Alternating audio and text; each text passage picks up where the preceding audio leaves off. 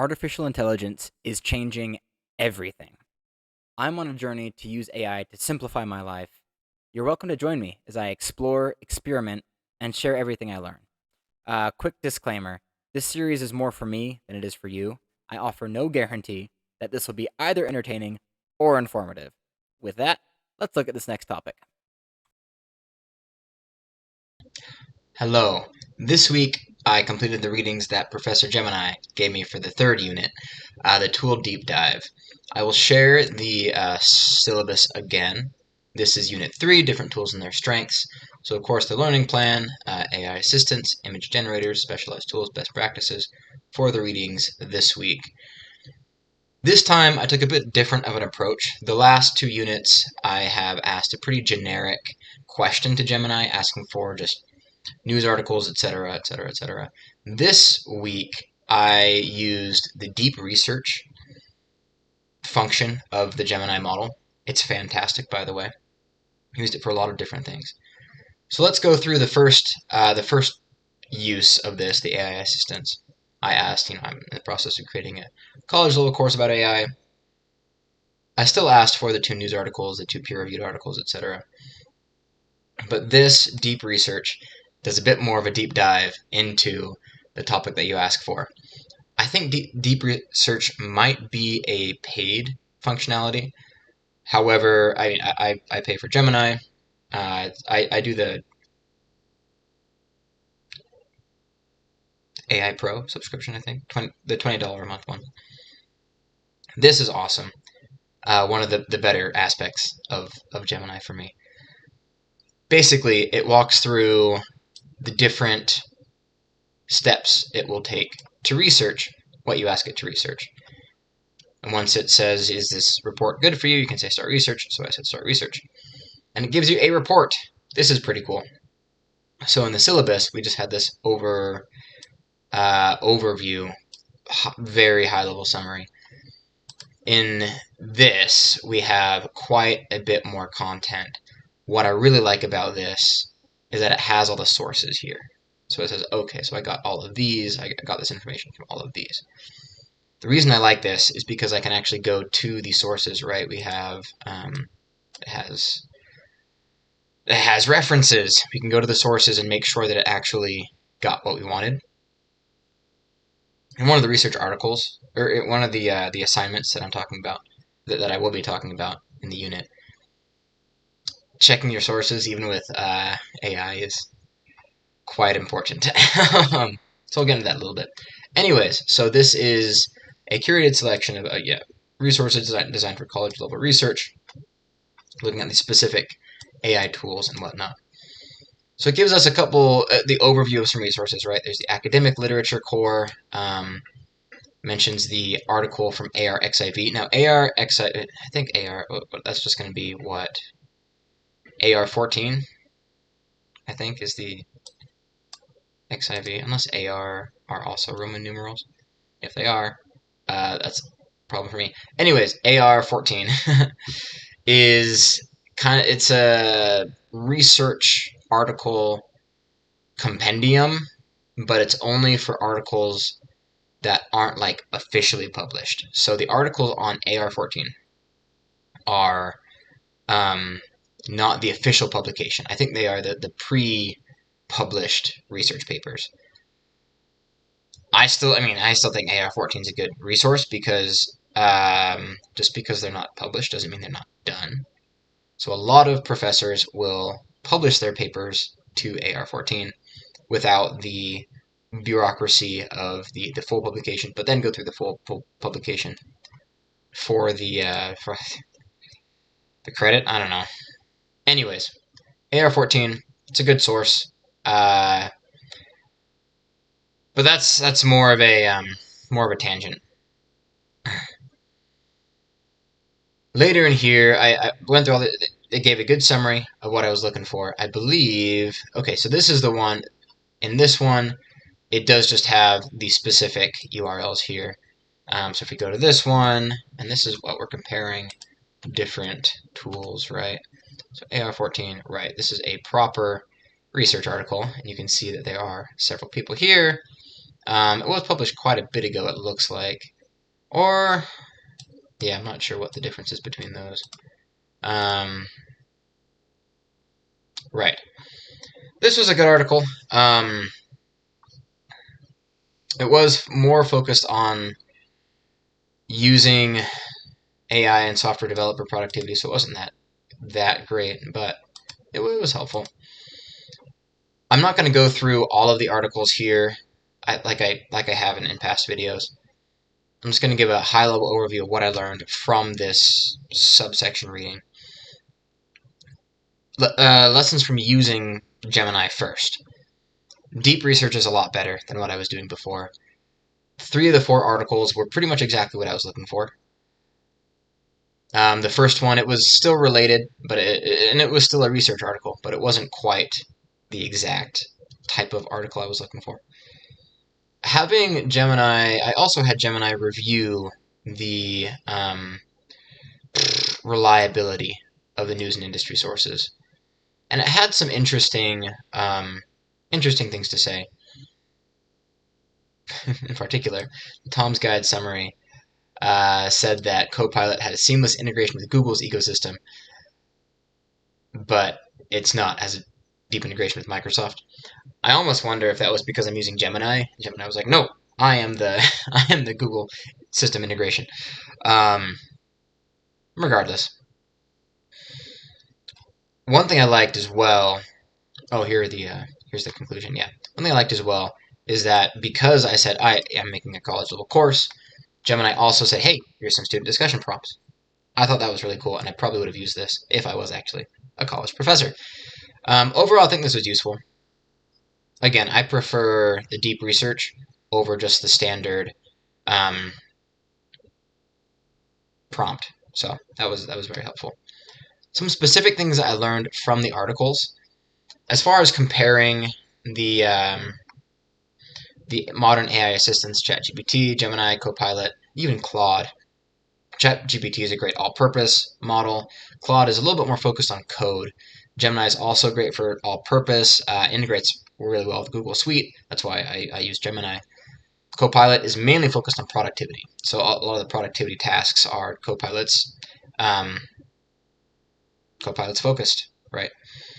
I think I'll be able to use all of them in my day-to-day at some point. Right now, I focus on Gemini, but it's nice to have kind of a comparison, realize what else is out there, maybe have one output be tested by another, etc. It was pretty cool. One thing that was interesting as well in using this deep research, this is kind of a little bit of a tangent, you can create other stuff, web page, infographic, quiz, flashcards, audio overview. Audio overview is really cool. It's like a 7-minute podcast all about what it's written here.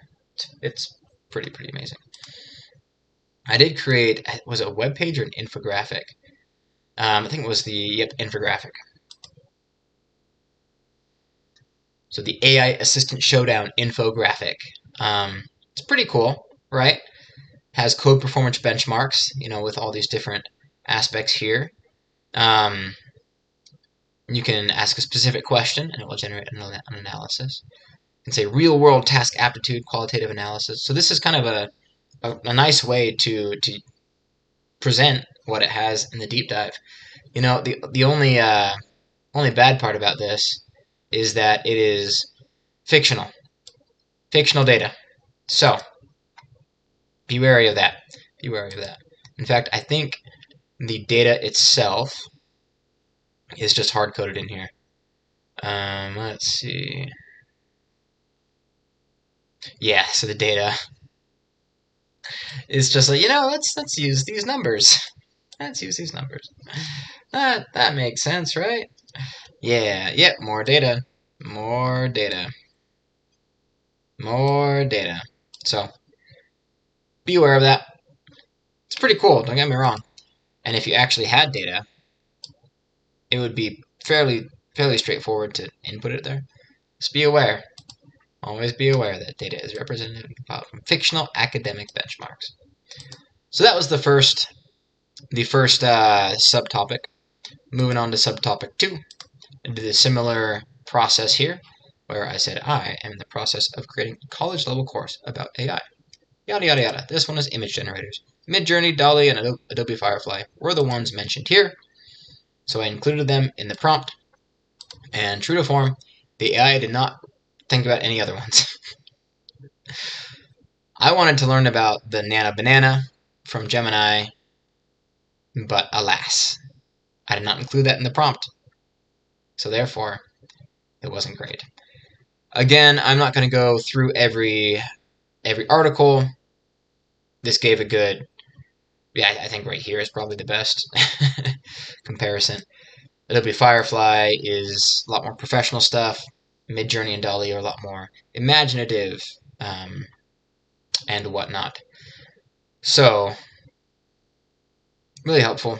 The specific things I learned is that the image generating models are getting progressively better as well, just like the LLMs. Some of the research articles talked specifically about the different models and the different types of models that went into these various image generating applications. Was a little bit more technical than I was expecting, than I knew how to deal with, frankly. One question I have, I know they're getting better, but how are they getting better, right? Are the models getting better because of the data that's being put into the model? Or is the model itself being tweaked to handle the existing data better? I'm not really sure. So that's another question for me to dive into. Some of the lessons from experience of using AI to learn about this. I mentioned this briefly earlier. I mentioned Midjourney, DALL-E, and Adobe Firefly as the AI image generators in the prompt, and it did not deviate from that, even though I used etc. So if you're looking to create a course about something that you want, I would recommend either leaving it a little bit more open or doing some research before so you can list out all of the ones that you want. Now, the articles for this, the research articles, very technical. In fact, I am actually going to, I know I said I wasn't going to look into them, but I am going to show one. Where'd it go? Maybe. Oh, here we go. As you can see, the link is not here. There's an AR-14 one. Okay. Perhaps I am trying too hard. And yep, I am trying too hard. What in the world?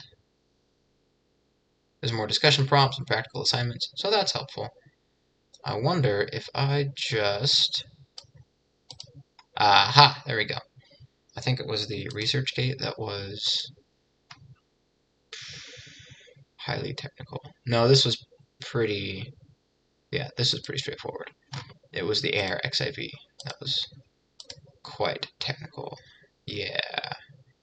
So it goes through the different public releases and whatnot. Yeah. Variational autoencoder, as we all know, is a way that image generators are created. So it used all these mathematical symbols, and I believe that I knew that it went... No, I think this is the integral, right? Yeah, that's the integral sign. Now the function p of x of the log of p of x over q of x. Is that a derivative? I think e... Is that a constant? I'm pretty sure that's a constant. No, it's a function. Wow, yeah. All that to say, I wasn't even sure how to read this. So it would have been good for a college level course to say, hey, this is what you are looking at. Yeah, I have never seen that symbol in math in my life. So I know that's a sum. I know that's a sum. But that, no idea. It's like a big pi symbol. Anyways, all that to say, this was some pretty technical stuff. I think it would have been good for a college level course, at least to give them an introduction into the types of ways that these image generators are made, and then to scare them away. Alright, reading subsection 3 is specialized tools. Now again, you can see here Descript, Jasper, and Power BI. And because I was going off the summary, which was AI generated, I specified Descript, Jasper, and Power BI. So guess what were the only tools in the report? That's right, Descript, Jasper, and Power BI. Now, these articles, yeah, the tools were really specific. And because Descript, Jasper, and Power BI are products and not overarching models, there is a limit to the number of research articles about these items. I did take a different approach this time. Instead of saying, hey, give me 2 research articles for each, or just give me 2 research articles in general, I said, give me I said 2 articles or news articles for each of the tools. That's right. So I would get 1 article for each of those. I would look into it. The articles themselves weren't that helpful. There weren't very many research-based ones. Nothing from AR14 here. In fact, mostly they were guides on how to use these applications, which, don't get me wrong, are helpful, but not quite what I was looking for in this instance. It was really interesting, though, to learn about Descript, Jasper, and Power BI. I'll probably use Descript at some point if I ever want these videos to be something more than just boring. And I might end up using Jasper at some point as well, probably less likely than Descript, depending on how I take this whole AI project. Power BI is awesome. I've loved it in some of my previous projects and whatnot. Otherwise, I don't think the articles were that useful. I'm sure the tools are great, but Professor Gemini didn't do a great job of helping me learn about them. Other lessons that I learned from using Gemini to create this. One of the articles didn't have any text available. It was basically just an abstract, and that wasn't super helpful. So points against Professor Gemini for recommending an article that wasn't actually an article. And that's these 3 tools. Descript is for video editing, Jasper is for marketing, and Power BI, Enterprise Business Intelligence. If you're in any of those, I would recommend these tools. But if you're in those, you probably already know about them. Alright, moving on to Readings 3.4.0. This one was essentially just about making AI ethical, or doing your best. So this is something that I'm a little more familiar with, especially as an auditor, as making the models themselves, the data privacy and fact check and stuff. All these different pillars of AI use, as you're seeing here, making those available and part of the AI ecosystem, as you say, the trustworthy AI ecosystem. I learned a couple of interesting things from here. As far as bias mitigation is concerned, well, okay, let's take a step back. This was interesting because the most researchy research articles were in this section, which I don't know how to feel about that. Partially because, I mean, coming from the Descript, Jasper, and Power BI section, where there was almost next to nothing as far as research is concerned on those 3 specific tools.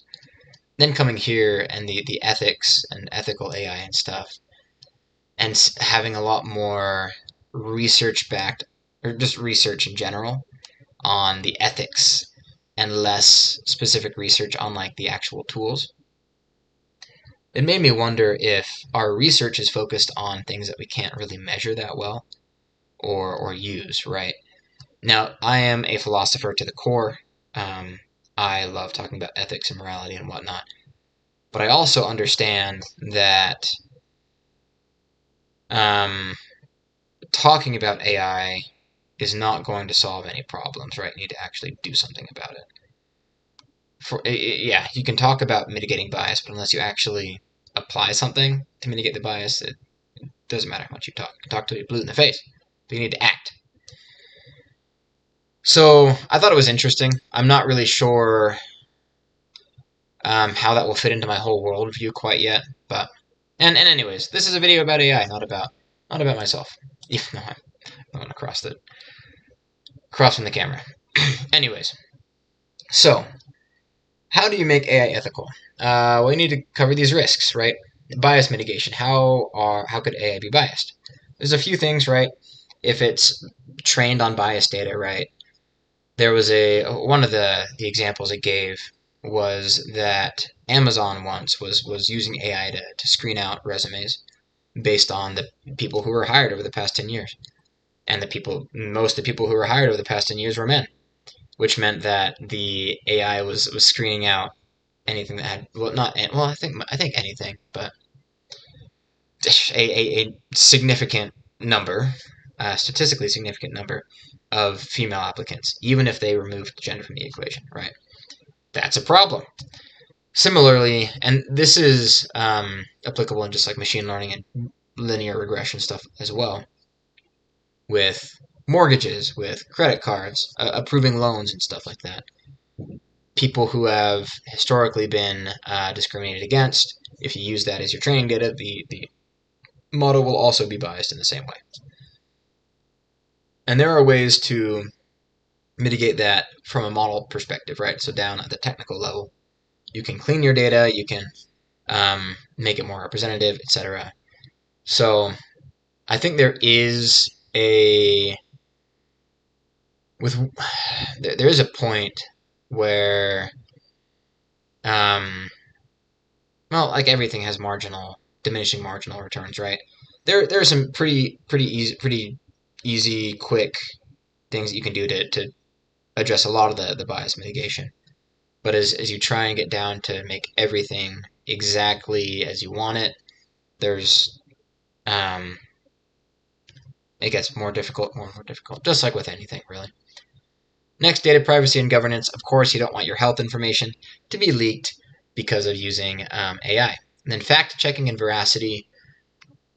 AI hallucinates a lot. It is intended to predict what answer you would accept, not to give you a right answer. So, fascinating stuff. I think, especially within my profession as an auditor, an IT auditor, this is kind of up my alley in terms of looking at how, making sure that the AI is not opening you up to a whole lot of risk, which it can do, as we'll see, in the next in the assignments for this week.